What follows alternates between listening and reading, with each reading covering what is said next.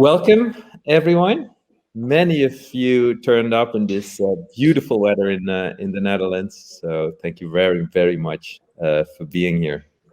We are here today for a very special book, a book written by Koenraad Jonckheere, professor in Northern Renaissance and Baroque art at Ghent University. It's very recently published with Hannibal Books. The book is entitled Another Story of Art. And this book sketches the story of art from antiquity until the present. But, and that's why I invited Koen, because it's fascinating how he did it. He did it as kind of a kaleidoscope. 7 chapters he used to rewrite the history of the visual arts from 7 different angles. Craft, theory, economy, paragone, politics and religion, iconoclasm, and eventually style and meaning. Hence, art is not presented as a self-fulfilling aesthetic prophecy, but as the complex entanglement of human ingenuity and rapidly changing historical contexts. And who is better equipped than David Friedberg to say something about the book, to review the book? Maybe he doesn't need any introduction, but still, let me do it just to enjoy doing it. Briefly. He is professor of the history of art and director of the Italian Academy for Advanced Studies in America at Columbia University. And he was also director of the Warburg Institute at the University of London from 2015 to 2017. Professor Friedberg is best known for his work on psychological responses to art, and particularly his studies on iconoclasm and censorship. First, he investigated this topic in the early 70s in the context of the Dutch Revolt, which was followed by the landmark book, The Power of Images, Studies in the History and Theory of Responses, published by the University of Chicago Press in 1989. And me, myself, I really was much influenced by the book. It was also edited in many, many languages, translated and edited in many, many languages. Much of Friedberg's time now is taken up by his directorship of the Italian Academy for Advanced Studies in America and his commitment to fostering interdisciplinary work across the humanities and the sciences. At the Academy, he established its pioneering Humanities and Neurosciences project with the aim to bring humanists and science together. Professor Friedberg, thank you very much for being here. The floor is yours. Thank you very much, Stijn. So, dear Stijn, dear Koen, dear Gauthier, thank you so much for having me here today. If there were time, I'd tell you about my first visit to Leiden. I think, I hate to say this, in 1970, when I had the honor of meeting Hans van der Waal, who seemed very ancient to me, though he was much younger than I am now, and Rudy Fuchs, or not much younger, a little younger than I am now, and Rudy Fuchs, who, of course, then seemed very young indeed. We spoke about van der Waal's own survey, the 3 eeuwen Vaderlandse Geschieduitbeelding, then about Dial. I suddenly realized, I was thinking about this Koen's book today, we could have a whole conversation about Dial, its fates and its futures. And about Rembrandt, and of course, was Rudy Fuchs was there about Rembrandt and modern art. Okay, let me see if I can pull this off here. It's a real honor to be here today. It's an honor to introduce what is truly another history of art. Now, if you say this with the right inflection in English, what you really mean is a response to the way the phrase is usually taken in English, which I imagine Koen is ironizing. In other words, oh no, not another history of art. But if you say it right, it can also mean, no, this is not just another history of art. It's another history of art. It's something else. In colloquial English, of course, that's something else. It's something else. It's another history of art. That something else always means something superlative, something at the very top of the tree, something, as we art historians like to say, imparagonabile, something without peer, something that wins the ancient paragone. That's Jonckheere's Another History of Art, which is my privilege to present to you this afternoon. Not that the competition's so stiff, mind you. When I first began teaching the history of art in 1973, another date I hate to recall, I was so young and arrogant that I thought, no, I'm not going to use a survey in my class. That's not good enough. In my classes, we go into things in depth. No superficial surveys for me. Better to study the selected topics in depth. In a way, I still think that.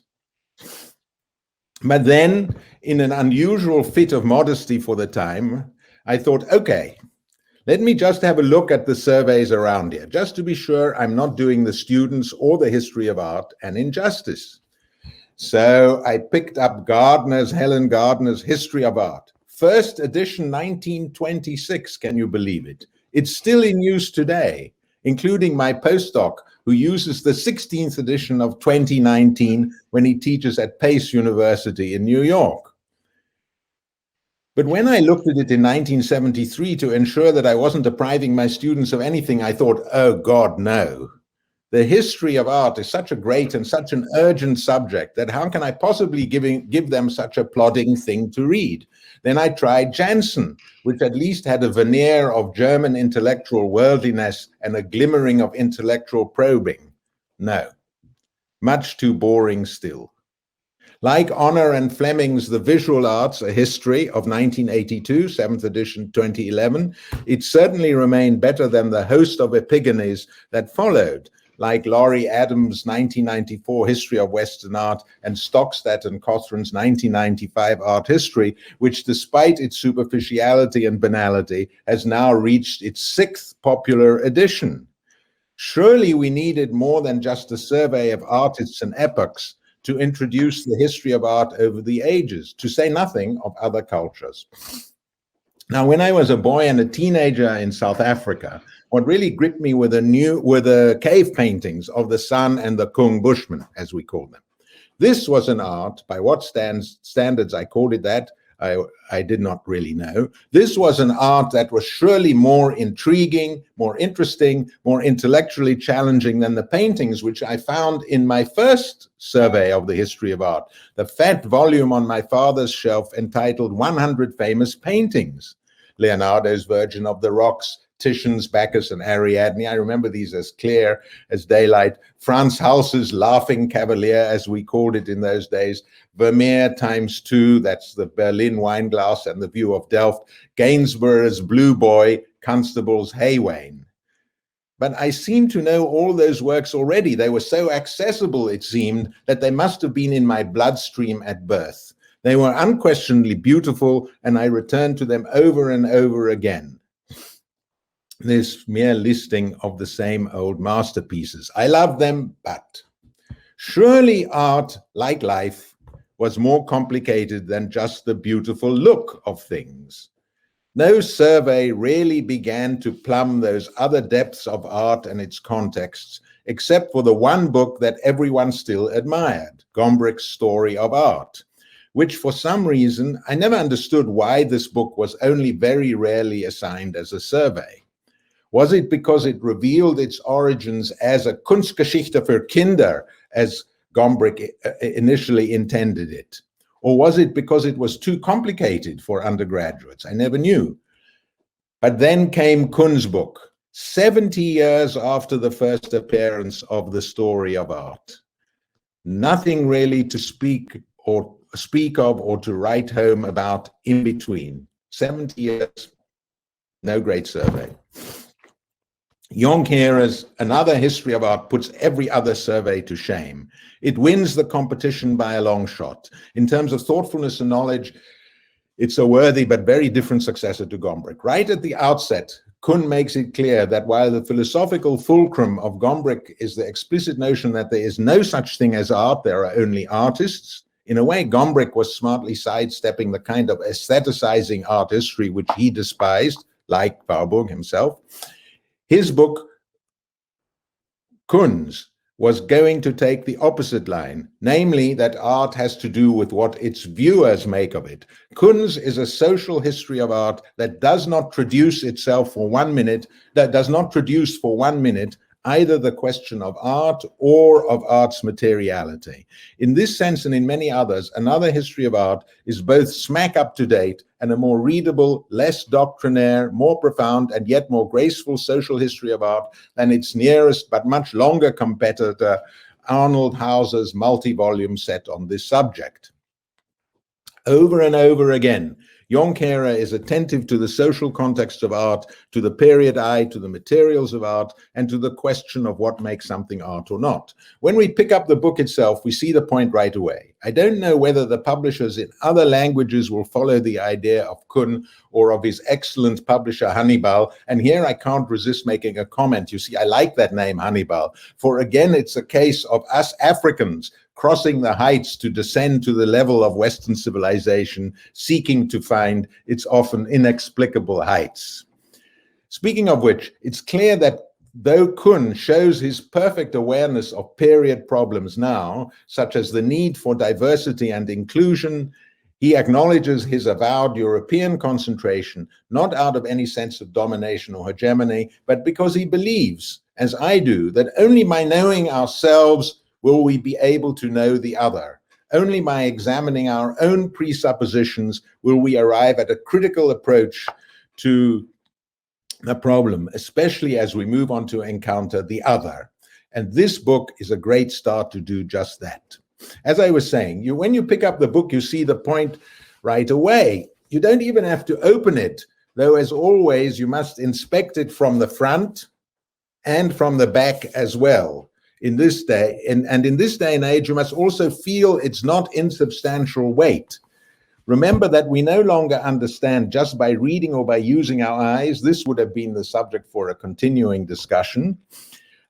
We understand by the use of all our sensory resources. So on the front cover, there's Courbet's studio.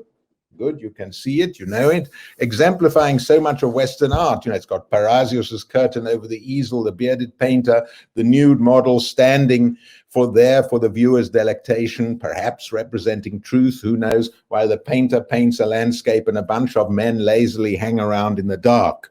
That's as they look at the girl. Then there's the boy, the playing puppy, and everything all these things signify. Also the recollection of Velázquez, a veritable summa of the Western tradition in painting.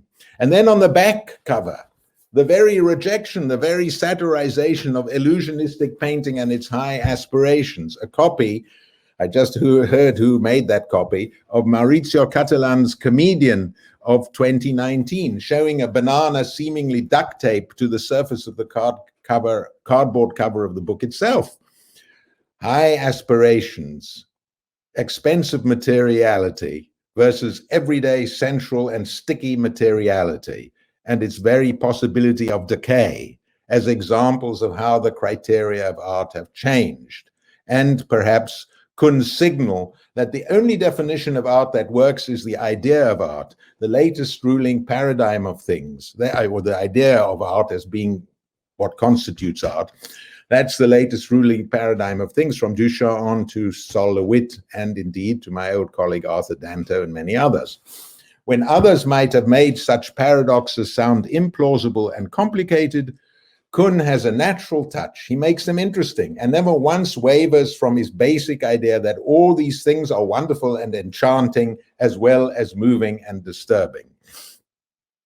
So as I wrote to our publisher, whom I'm happy to see here today, Gautier, suggesting why Kuhn's book should be translated, I wrote, "This is a narrative that's totally of the present. No other one-volume survey of the history of art is so rooted in the contemporary. It begins with the joy of the present. It knows what is significant about art now, beginning with a Wort vooraf about the bewildering variety and multiplicity of art fairs like frieze.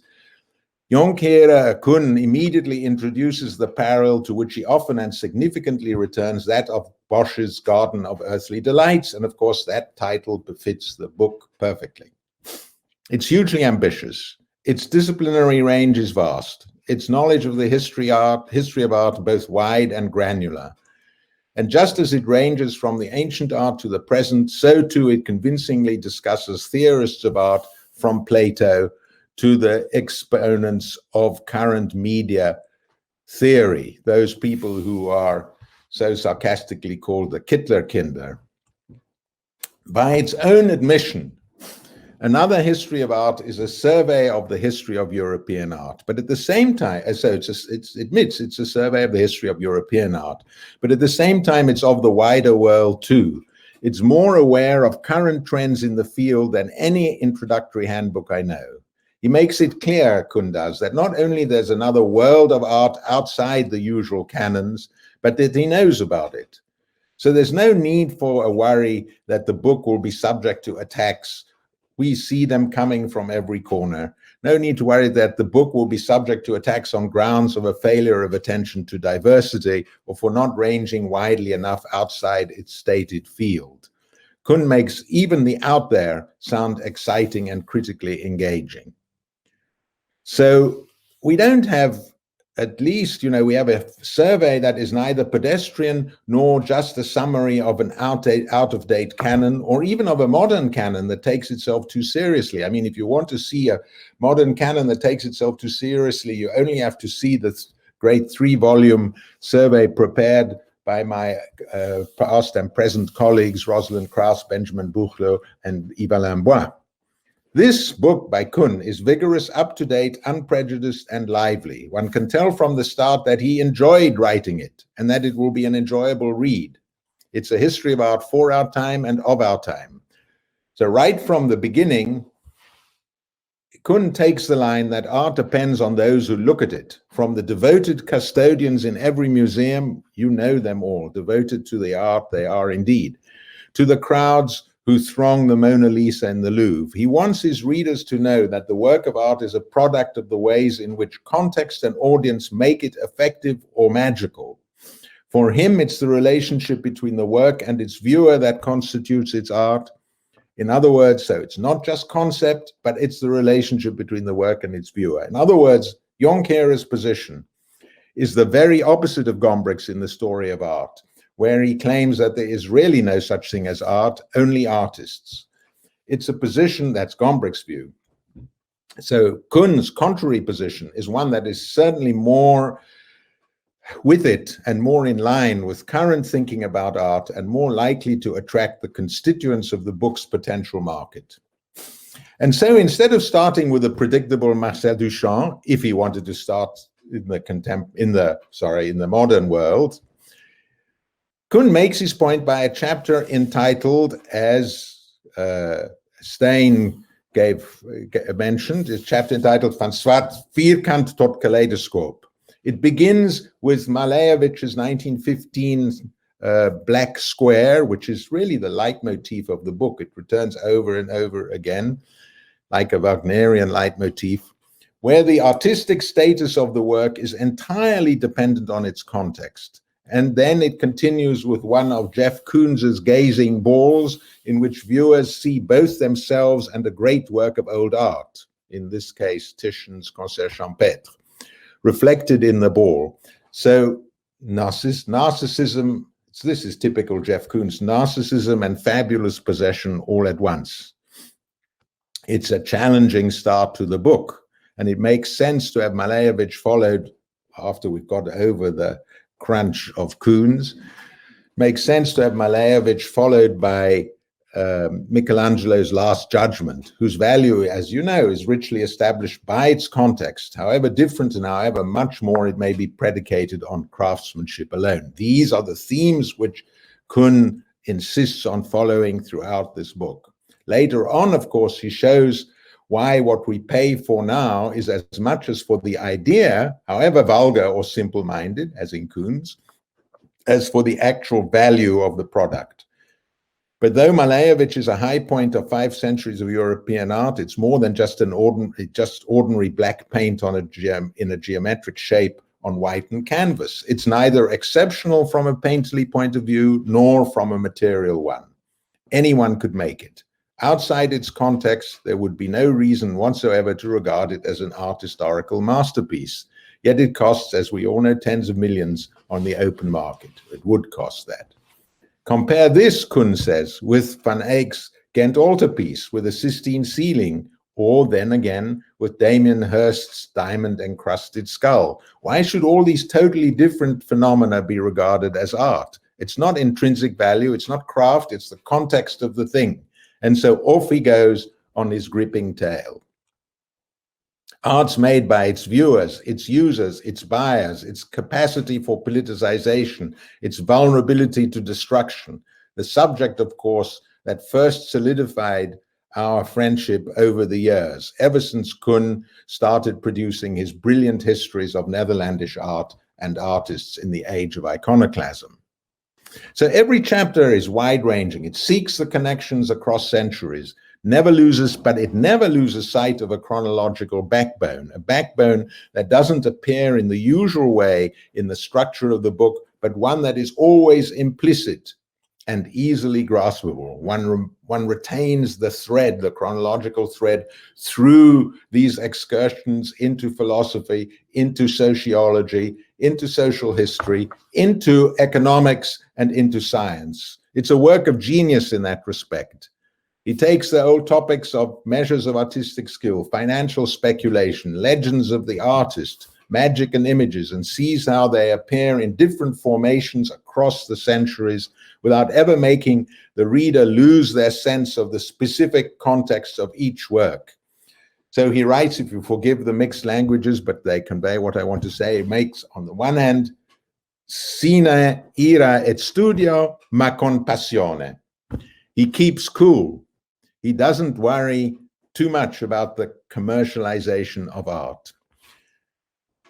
And I see that I've already come to the end of my time and have only got more or less to this quick summary and the end of the first chapter. But so I just want to rephrase, if you'll allow me. If you give me a few more minutes, not too many more. You know, I want to rephrase the way Stein set it up. I want to be a little more precise because I think we need to be precise because these are brilliant sections. I only counted, well, I guess there's 7 altogether, but section 1 after the word vooraf is art as product. Section 2 is art as idea. At least, I was going to say at least in English. I'm telling you, it reads so well in it Nederlands that I keep on thinking I have read the English book, but actually I only read this book.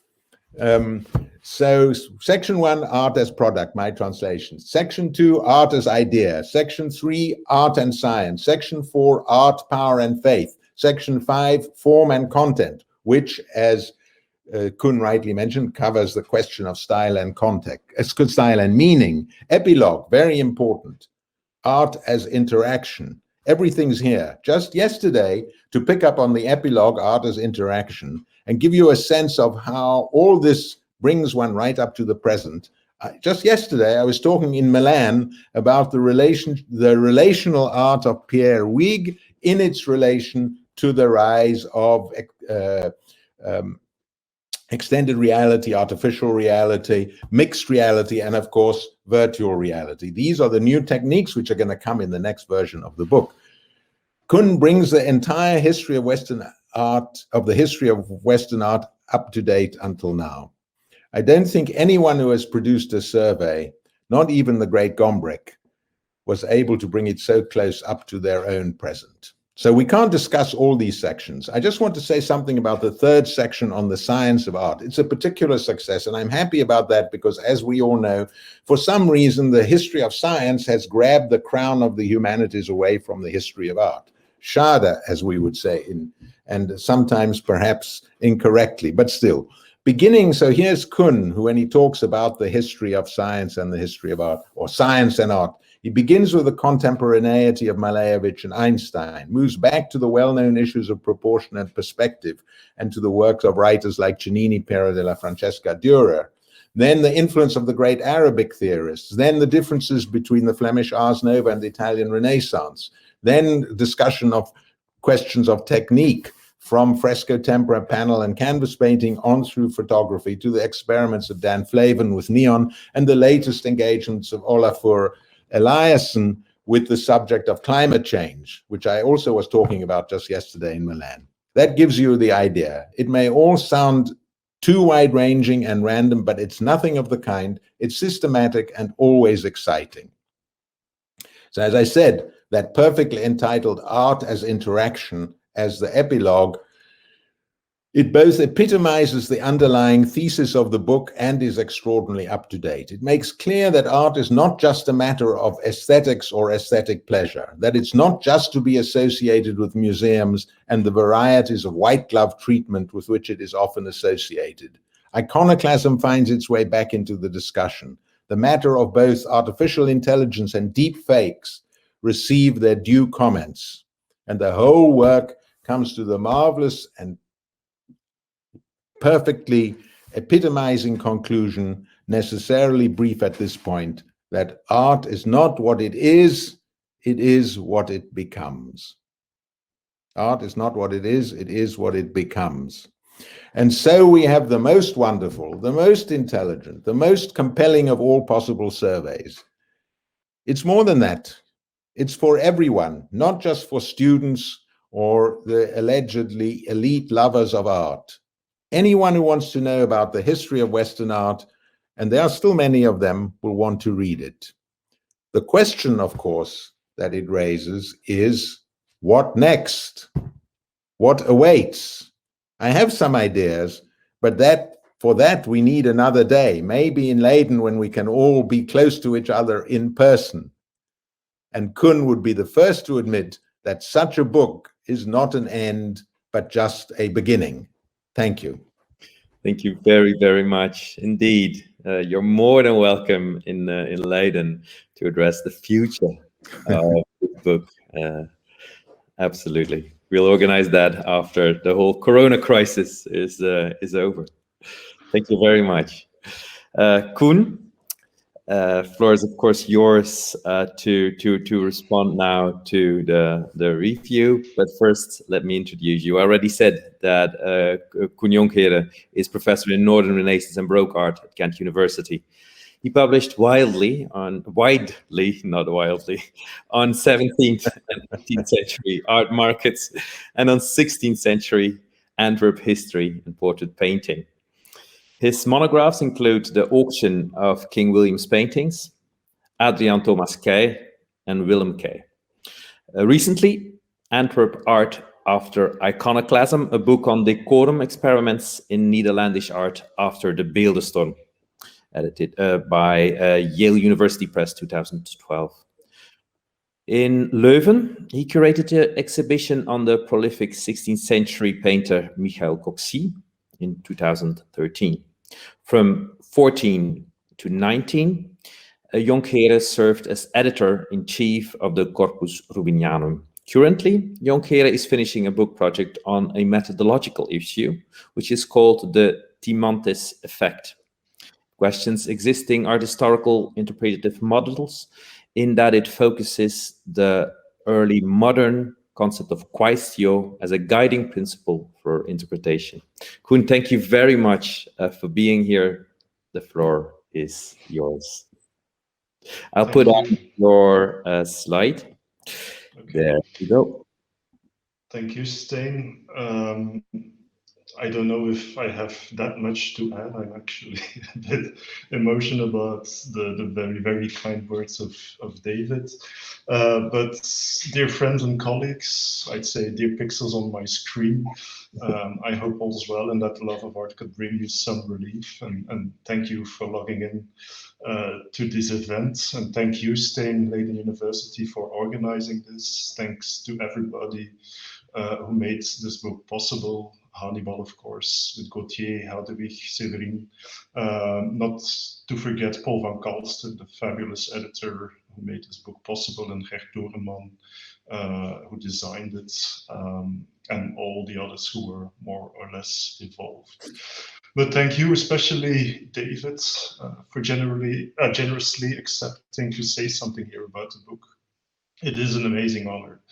But you know, David, you probably don't remember the next anecdotes, but I think it's worth telling. Some 15 years ago, I guess, when we learned to know each other at a conference on iconoclasm at Amsterdam, I guess you remember, I was very proud to present you a copy of my PhD. It had just been published at the time.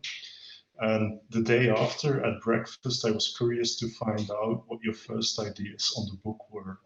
And your answer that morning kind of changed my career and the way I look at art history.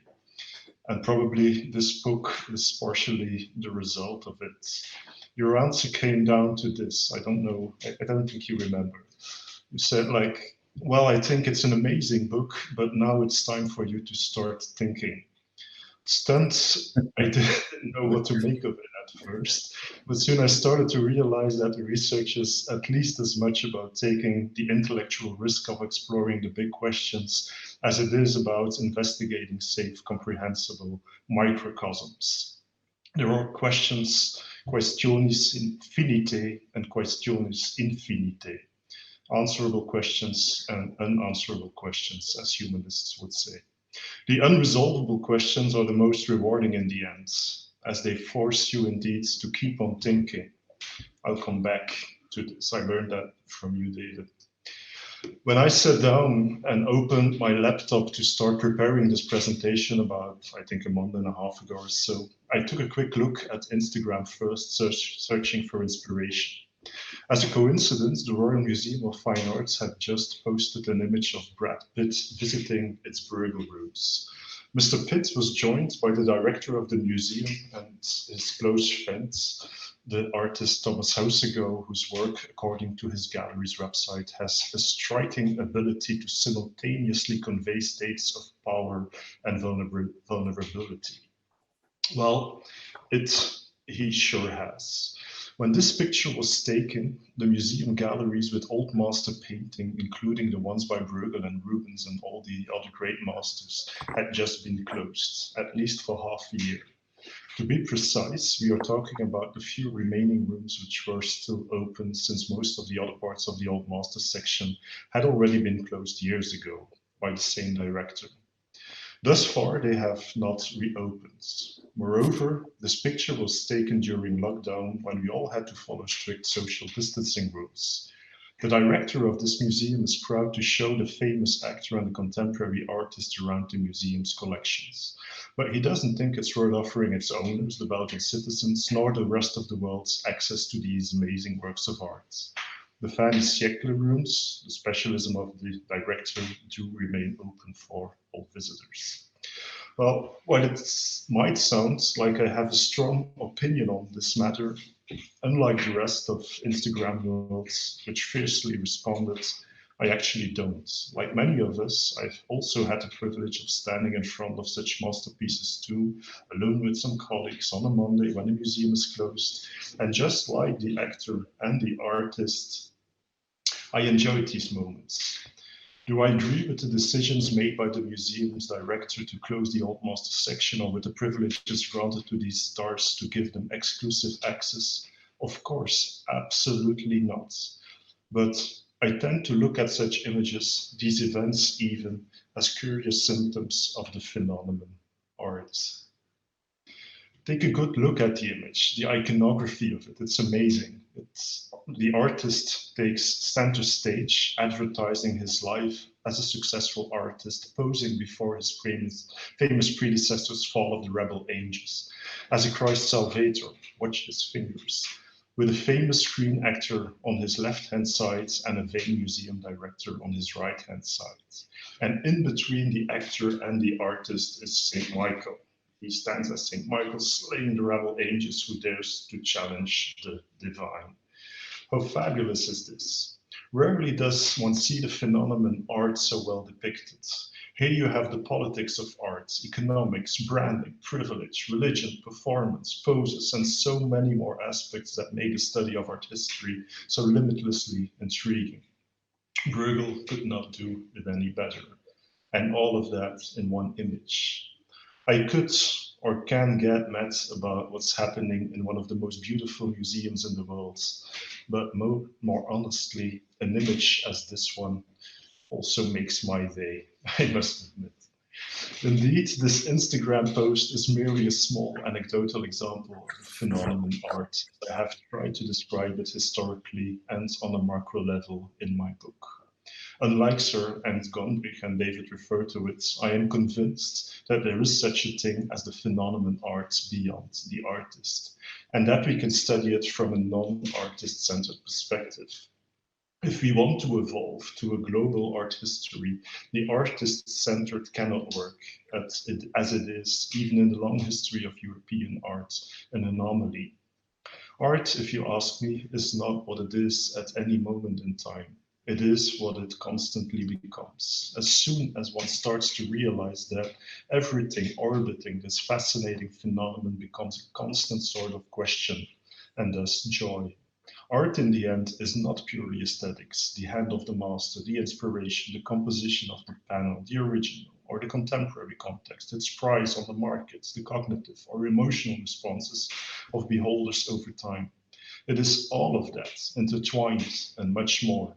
It is a constant interplay of, well, everything. This book considers art as a catalyst, the object that absorbs meaning in history and drives the chemistry of thought and emotion. To grasp these multiple layers of meaning, I examined the history of Western art here from 5 different angles. The first chapter explores the economic aspects of the business, the art business, while the final chapter rounds off with form and content.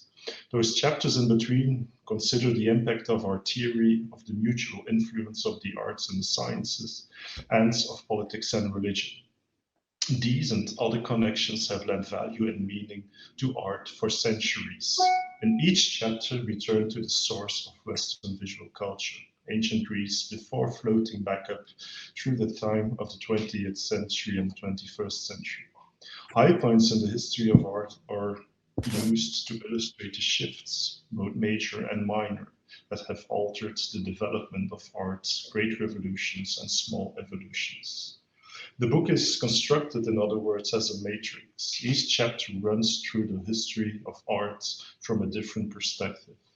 Different phenomena obviously stand out in different eras, which understandably means that not every stylistic period, and certainly not all of the art discussed here, receive the same attention in each chapter.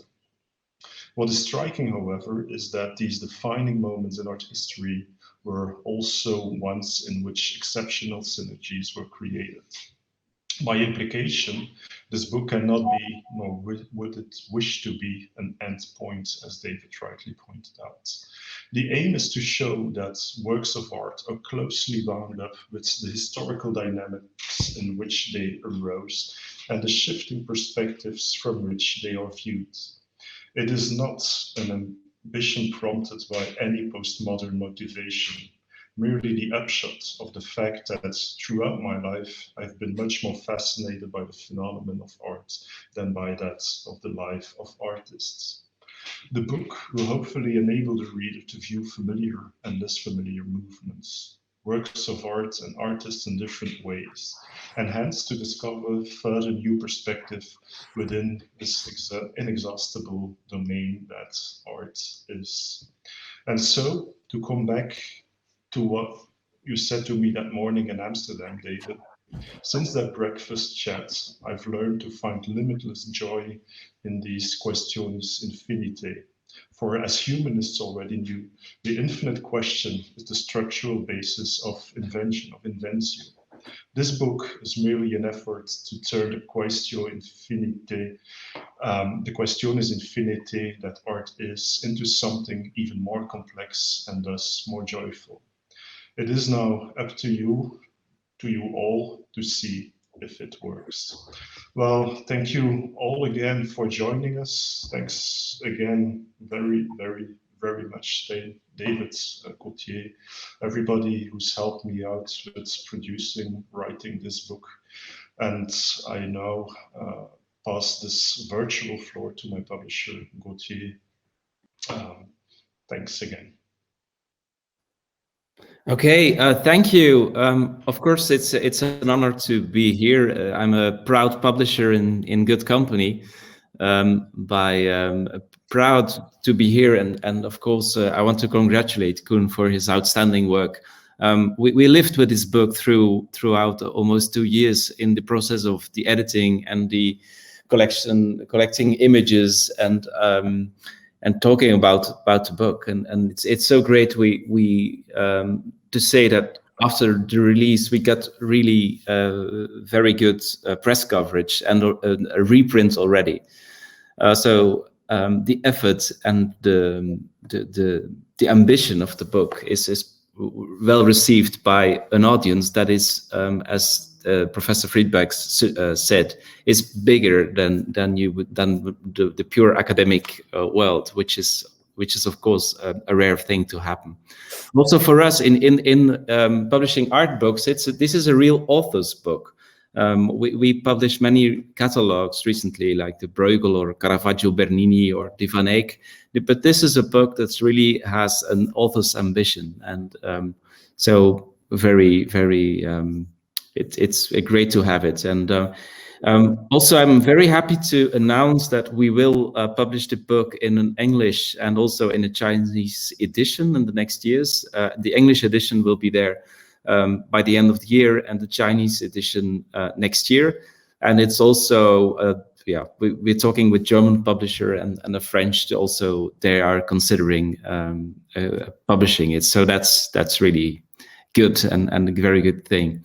Thank you, Stijn. Congratulations, Koen, Professor Friedberg, for your support and the great introduction, of course, to the book. And for now, you can find it through our platforms and Hannibal Books website, of course. All right, thank you very much. Great to hear that it will be published in so many other countries and languages. We already have loads of questions, so that's good. That's nice. But of course, if you have other questions, please put them in the chat. Let's start with Rosalind's question, Armiston. Maybe this is a question really for Koen. So who is really aimed at? David already anticipated on this question, but maybe let's hear the author about his ideas.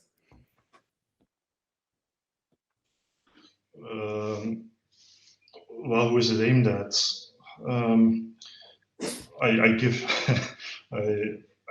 my students are supposed to read it when they first enter university, and I took the 18-year-olds in mind who has some historical backgrounds, but not too much, who knows something about art, but not too much, to show how, in fact, how complicated and because it is complicated, how interesting art history is. And that's really the aim of the book. And thus far, it's apparently worked in Flanders and the Low Countries. That's really already, I don't know, Gauthier, if you mentioned it, it's already the second edition, and the second edition is also nearly well sold out. So that's apparently it appeals to a larger public, and I took the 18-year-old in mind when writing it. That's, you also have to imagine somebody reading the book when you're writing, and I took an 18-year-old student as a point of departure writing this book. Yes, indeed. Another question by Menke Quirin. In what way does the structure or interrelations of your book relate to the constellations of Warburg's Atlas? In what way does your book reflect Warburg's history of art without words? Nice question, but hard to answer, I guess. Well, the idea of the book is that art is everything and nothing. So art is also the words that we use to describe it. And of course, you can build a limousine like Warburg did, but that's a whole other kind of book that you should publish, and then you have to eliminate all words. I wanted to write a more traditional book, and that I also tried to explain that all the complexity of art history by using and referring the language that we use about it, but that's something that you'll find in the chapter on Paragoni, I guess. Mm-hmm. David, you can just, yes, well, there you are again. You disappeared. Well, I don't know how this happens. has a mind of its own, my mouse. So good. And now there's the question about the scope by Claudia Swan. Can you reflect on the chronological and geographical scope of your survey and your ideal readership? For many who teach and study the history of art, focusing solely on European art may be considered pedagogically and historically retrograde, at least in the States. And then, of course, the question between brackets: or is Brad Pitt the ideal reader? Well, I'm an art historian walking around in the field, so I know how it will be perceived in some places in the world. Actually, there was the ambition, and there's still the ambition to write a chapter on European art in the world. But I didn't want to, and I have parts of the chapter written, and I think they're okay, but I didn't want to include them for the simple fact that they would draw all attention to them. The discussion is so complex and so polarized at this time that everybody who would open the book would focus on that specific chapter to see what I said, how I said it. And I didn't want that. What I wanted to do is to show that European art and the way we Europeans look at our own art history is very problematic, because in line with Gombrick, we have all focused on the aesthetics and the superior aesthetics, etc., etc.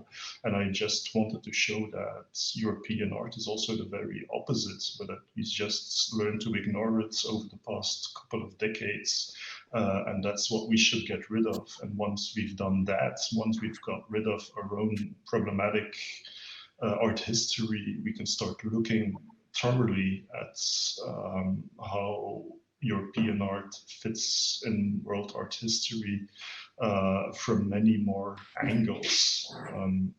And that's the reason why I didn't include the chapter. I might include one if there comes a re-edition in 5 years or so, when this debate is over. But I didn't want the debate to focus on this point precisely, because it would make things even more complex. Another question about the scope is women artists. Mieke Reinders asked about that you only include 5 women artists in the overview. Yes, but again, my ambition was not to include any artist. There's a lot of artists that are not mentioned in the book. What I would try to show is how the phenomenon works and how complex the phenomenon is, and how several artists fit in and others don't fit in. And I try to pick examples that fitted into that approach. So if you start looking for names in the book, you shouldn't, because that's not the idea. You'll find surprising names, you'll find very obvious names, but it's not a name book, and it's not a list of who's good and who's bad. It's the exact opposite. That's the thing that I wanted to get rid of. And sometimes women artists fit in, sometimes other artists fit in, sometimes anonymous artists fit it into the story. Because all that art is just art, with all its complexities, and that's how it was conceived, and how I built it. All right. Then a question of Mahmoud Sulek, both for Koen Jonckheere and David Friedberg. I think it was Gottfried Böhm who said art history always ends in a paradox. It is either art but no history, or history but no art. What's your take on this? Well, David wrote a book on that, so he didn't you edit or write his art and history and art or something? But that book, which I wrote with who was it again? In California. The historian. Well, that book did not address the Gottfried Böhm question. And look, I think the thing is that Koen is clearly trying to get away from the idea of the transcendence of art, and needless to say, Gottfried is associating. I mean, I think Koen has answered the question very well. Gottfried Böhm is associating the notion of art with the idea of transcendence. And so that excludes history. But Kuhn is very insistent on, and this is more in keeping with our times, certainly with the English-speaking countries, even in fact with the young non-English speaking countries in Europe. In other words, that we are determined to look at the historical dimensions of everything which we regard as transcendent, eternal, relating to human nature. Now, I myself, as some of you know, don't entirely agree with that particular take on things, but I think the general question, in other words, I think there's limits to historicization. That's a whole other question. But for, I think the response to Mechtil's question is that Koenraad, by taking the whole, he just said, that he's not interested in how we actually define art beyond this notion of art is what it becomes. And if art is what it becomes, it is not transcendent. We don't seek absolute aesthetic criteria. I think both Kuhn and I have expressed grave reservations about the notion of disinterestedness as a criterion of art, or at least as a criterion of any kind of aesthetic criterion. He was more articulate even now in his answers than he was in his book. So what do we think of Gottfried Böhm's declaration? Not much at this point. I mean, I know this is dismissing a very profound thinker, but he's out of date. And this is what I think is so interesting about Kuhn's book. It is remarkably with it, despite the fact, which I think Claudia Swan and some other questions arose, the question about the absence of women, and the questions about, they're very different questions, of course, the questions about the non-inclusion of non-Western art. I think that one could make a case for there being more women, except Kuhn here is writing a history. One wants to say very often in the face of these questions, our histories are not always great. Our histories were admittedly exclusionist. It would be great to include more people who reach the historical canons if there were such. I mean, I'm saying, in other words, history of art, unfortunately, shows total genderization, total masculinismo, maschilismo, as we say in Italian. So that's a real problem. I think I'm just going to take the. I have a lot to say about the question of whether a history of art now must include other cultures. And I think, oh my God, then we're going to make it even lighter. The history of art. It's light without the GH, but LITE. If we have to cover absolutely everything, I think Kuhn's book, he's not making any claims for the non-artistic nature or the artistic nature of other cultures. He's simply saying, this is the chunk which I can deal with in one book. Frankly, if you were to ask me, if the book weren't such a great read, I would say, give up Kuhn. Because it's too long, it's too superficial. I get back to the views which I had when I was beginning my teaching career. We want to go into everything in depth. To talk about masterpieces all over the world would make for high superficiality. And I love the way Kuhn also answered one of the questions by saying that his aim was to show that Western art, in fact, is not a big deal. It doesn't have all the mystique associated with it.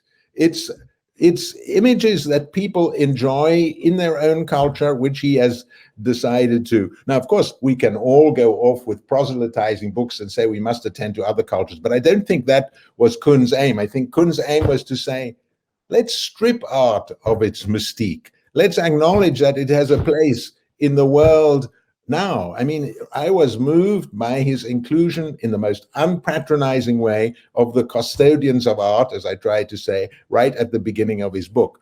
He is, of course, condemned because that is the way things are now, because he's a white guy writing about largely white men, which is not a good idea.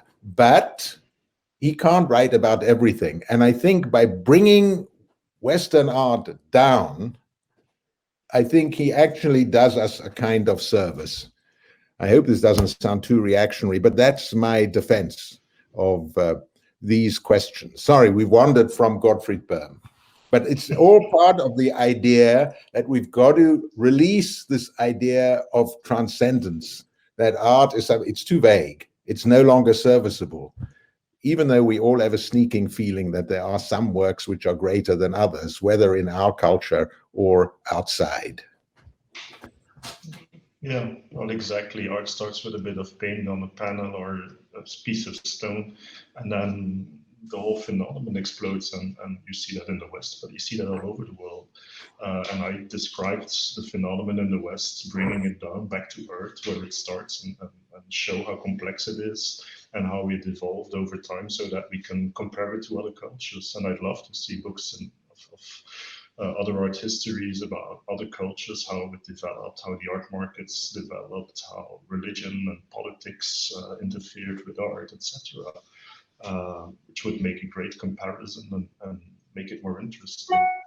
And well, it's not a secret for the people who know me, but when I visit a museum, I never walk into the rooms with European art. I couldn't care less.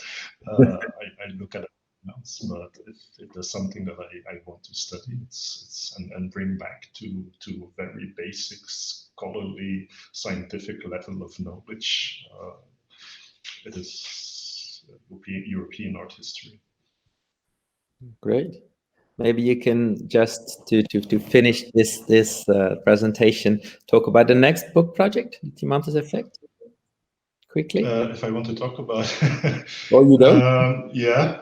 Well, I have two book projects. I always have two at a time. One is called Art as Religion, Religion as Art. I have to finish that at one point. And the other one is Timantis Effect. I have a manuscript ready.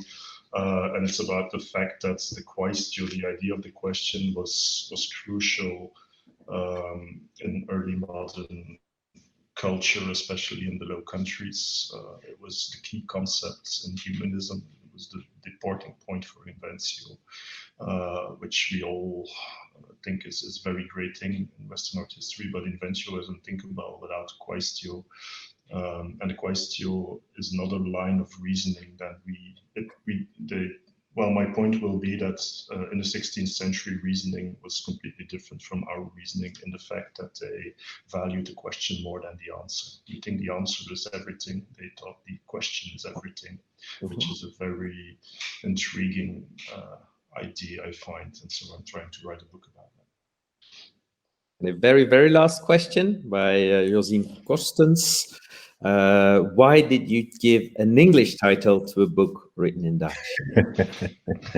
Well, that's exactly to make the point that David stressed, that art histories are Anglo-Saxon tradition. That's also the reason, I guess, why the reaction to it in the Anglo-Saxon world is much fiercer than in continental Europe, I guess. And I wanted the doubleness of the title to make my point, and I couldn't find a Dutch title who could do the exact same thing. So this histories of arts, it's something that's typically Anglo-Saxon. Most of these art histories have written in the English language, and I wanted exactly this idea of, oh no, not another one, but also another one. You can look at it from a different perspective, and that's why I chose that title. All right. Another one discussed was Het Fenomeen Kunst, the phenomenon art, but it didn't work as well. It's a bit more boring, I guess, than that title. Huh? Thank you very, very much, Koen, for presenting your book. David, being the writer of this book, Gauthier, for showing us how the future will be of this book. I really enjoyed this book presentation. Thank you all for being here. Next week, we have our new book launch, and you get all information via the mail. So I hope to meet you all next week. Bye-bye, everyone. Thank you very, very much. Tot ziens allemaal. Tot ziens.